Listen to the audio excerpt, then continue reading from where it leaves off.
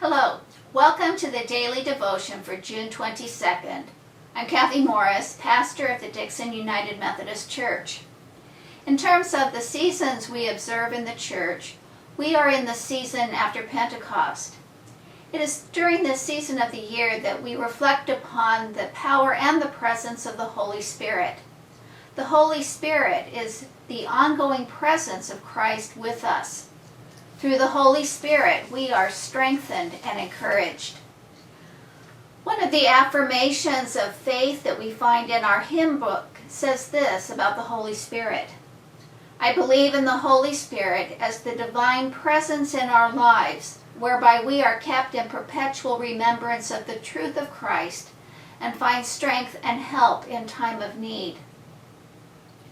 The Holy Spirit is often spoken of in terms of the wisdom we receive from God. There is a prayer in a worship book that is called the Western Breviary.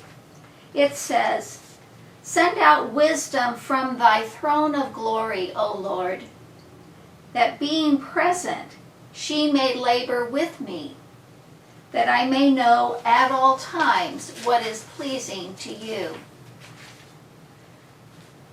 Wisdom is that which is pleasing to God. It is the Holy Spirit who brings God's wisdom into our hearts, our minds, and our souls. The book of Proverbs is a collection of wisdom sayings that we find in the Old Testament. In the tradition of the church, wisdom has been linked to the Holy Spirit, and so there is a link between these passages in Proverbs and the Holy Spirit. In our reading today from Proverbs chapter 3, verses 27 through 30, we have a series of wisdom sayings about what is pleasing to God in our treatment of one another. And I am reading to you from the New Revised Standard Version. Do not withhold good from those to whom it is due, when it is in your power to do it. Do not say to your neighbor, "Go, and come again tomorrow, and I will give it," when you have it with you. Do not plan harm against your neighbor, who lives trustingly beside you.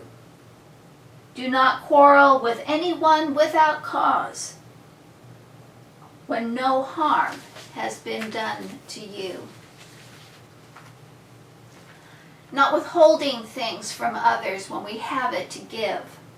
Not telling friends, neighbors, family members to go away and come back later when we could give it to them right then and there. Not being two-faced with others, thinking negative things about them when they are trusting us. Not finding fault in others when they have done us no harm. These things may sound straightforward enough, and yet when our pride is triggered, when old grudges and resentments hold us captive, when we just don't want to be troubled or bothered, we find it hard to choose what is pleasing to God. The Holy Spirit really is our only hope in terms of living wisely and well in our relationships with one another. In your prayer journal, I invite you to draw the throne of God, and then to illustrate the light of the Holy Spirit going forth from God's throne. You may want to use marker pens, colored pencils, crayons, paint. And then draw something that represents you. It may be a stick figure, it may be a heart, it may be a flower. Make sure, though, that the rays of light of the Holy Spirit touch you, filling you with God's wisdom and peace.